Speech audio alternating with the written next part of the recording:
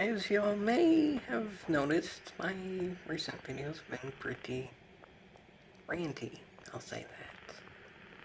And I say this too, that starting this particular video, it's about NASCAR going into the 2019 season with the new rules package and still the old stages, and yeah, take that as y'all may, but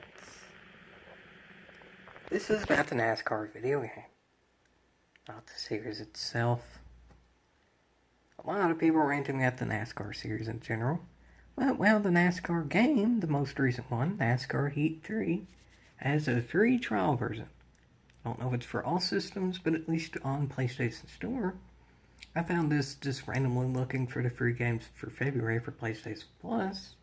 This is Rant, it's on video, but I'm not doing that. I just found this sort of randomly searching for those free games for February, but I don't know how long this has exactly been there, how long it will be there, but nonetheless, free trial of the complete NASCAR Heat 3, meaning it's not just a demo. As you all can see here, you can race 12 races in literally anything. Online, career mode, quick race, challenges, whatever you want. 12 races of actually any length and any settings you want to put it to. I'll get more into this, setting up those settings and length and stuff in a minute, because this video will be more about the setup to the actual gameplay itself, and then I will do, well, special titans of the gameplay. But this is more of an overall intro video, because they have the game out for free, and essentially the full game, just limited time of the full game. So I might as well take the time that I have and put it to good use. The game itself can be good, let's find out, but at least it's good to show it if it is or not. And if it's good, well, that'll be good all around, it'll be fun to play. I know the reviews for this game in general haven't been that good, but I haven't played a NASCAR game since NASCAR 14. I didn't have the best of ratings either. I haven't played any of the Heat series yet. So my expectations are low to begin with. So I'm not going to critique this game too terribly hard, whatever. But for now, it's actually looking good. They start you out on a welcome screen, and you pick your favorite driver, and it starts out like a fairly standard NASCAR game. Not a bad thing, but let's get into the next thing that I actually slightly skipped. This is something. There's two difficulties for the game. Normal. In general, with all games, except for like Gran Turismo or something that I already know I'm pretty good at going in, I would pick the default difficulty. This was default on normal. It has two difficulties total. So I'll pick this. There's stuff on the bottom there that y'all can read for yourself, but eventually there will be a specific setting menu. For now, though, actually choose a race-winning anthem. That's a cool feature that I don't think I've actually ever seen before, necessarily. You just pick a little jingle that plays as you win the race. And actually, go ahead and spoil alert for some of the races in the future. For whoever wins the race, it actually plays even online. Which is one of the reasons I have to sound off of the game in this video, because there's a whole heck of heap of copyrighted music. And it's actually a decent variety of music that I personally like. I, being a pretty redneck NASCAR fan, I mean, y'all can think that as you may too, but I don't mind it. In general, though, I don't necessarily mind NASCAR game soundtracks. So, again, take that in. So, after all that, you are at the main menu of the game. The first thing I go into, though, this so I don't start off on the wrong foot, something I'm not liking when you're only having limited time of races, is to the settings and controller settings, to be exact. Look at all of this variety, folks. That ain't bad whatsoever. Again, I would generally use the default of settings. All these were in the middle for the default. I was just looking around and seeing what it would do, because you can actually test some of this stuff here too. You can test how linear the throttle and brake is to your liking. I just kept it in the middle. But you can't pick what button the throttle and brake are on. The only stuff you can change is stuff in this general area. This is set. Granted, you can pick between default and alternate throttle, or just control settings in general, but it doesn't actually really change throttle and brake and a lot of the important stuff you use, necessarily. You can't change controls in a racing game in 2019. That's quite bad. I know this game technically came out in 2018, but also NASCAR games, for some reason, don't go linear with the season. Like, they don't put out a game like nowish. So I'm playing this mainly because, one, I just now saw there was a free trial, and two, because, well, the next season is starting up. And actually, the day after I got into this game, it had an update. I don't know if that was with the new season stuff or not, but it was a fairly big update, and it's something I'll look into for the future. But for now, I can't change around my controls. Yeah, that's brilliant. That's brilliant. On to the next stuff. What a great start here. This was tweaking around the miscellaneous settings because I wanted to try to change controls back in this, though. There's even sort of kind of less of an option. This was the default thing it was on. You can change around race length, but you can only change all this if the race length is 7% or above. And one of the things you can't necessarily change if you change this is that. Meaning, unless you have it to this, easy AI, you can't change stability or damage or stuff like that. So it says automatic, easy, meaning maybe it says automatic to my skill level and it starts edited. Fair enough, granted I only have 12 games to test it out, but whatever.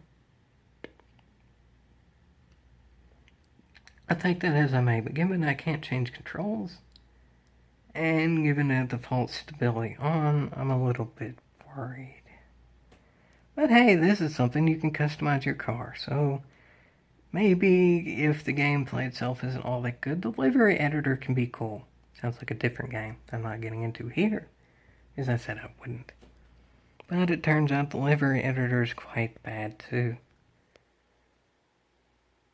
Older NASCAR games, to the point of even NASCAR 14 era and like NASCAR the game era, had full-on livery editors. Like, you could do stuff in them and pretty much create your own stuff.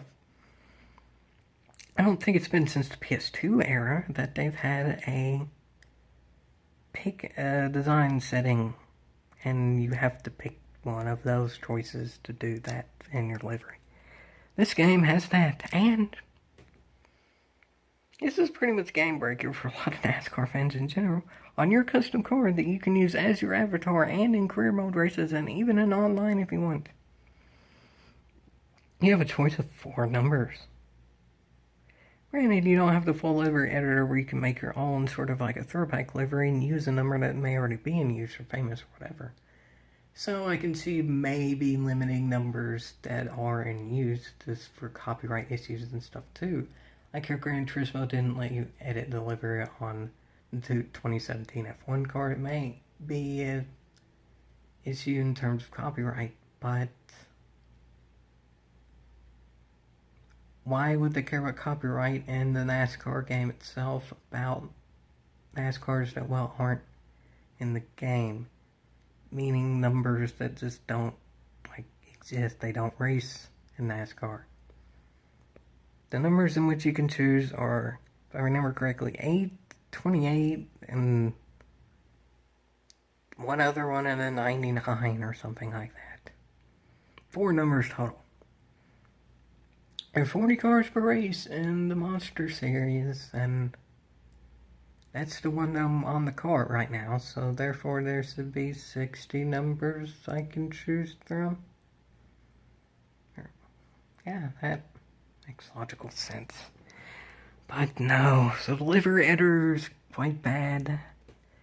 The actual design is quite bad. Oh, and the other number's 36, as y'all can see on screen. And, well, next video will be the racing. As of now, it's not the best start. Can't pick my own controls, the settings are wonky, and the livery editor is quite terrible. There's not too much right now in this particular thing that can redeem it. I just make my car look pretty generic. Blue top, white is the main color, and then blue streak at the bottom. I don't even do sponsors because none of the sponsors I really care about. So lo and behold, this is my finished product. It looks nice, it's blue and stuff. I look at the other cars, but I don't really feel like doing it. So ultimately, I continue on. Hey, look at this, you can customize your driver too. Now a lot of games have had this, like a lot of games. Even PS2 era that have this, but let's see how good the customization is. I'll just fast forward through this and y'all can make your own assumption of how good my character ends up looking and how unique it looks.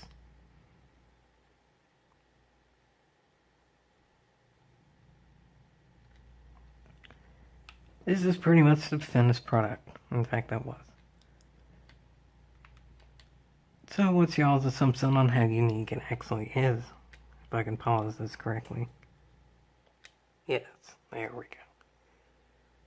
I think that's pretty, unique. I think that's pretty unique. And it continued playing even though I had it paused anyway, so that's a little bit broken as well, but not getting into that. The driver editor is actually not bad.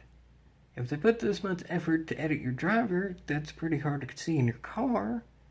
Why can't you, well, edit the car more?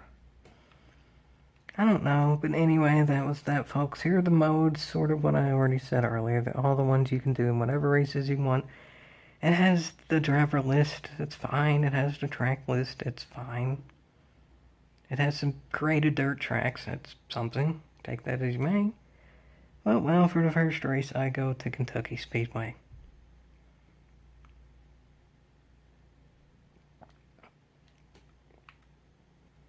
This happens. In practice, I'm not doing this in a race yet, and as y'all can see, the track's actually modeled quite good. Like, look, those are correct. I've been to the physical Kentucky Speedway. That's the signs they have at the turns. The stands look correct. The amount of fans in the stands actually ain't too bad. It's not sold out, is it? That's pretty correct, too. I mean, Kentucky gets good, but not great sales. They even kind of modeled that accurately.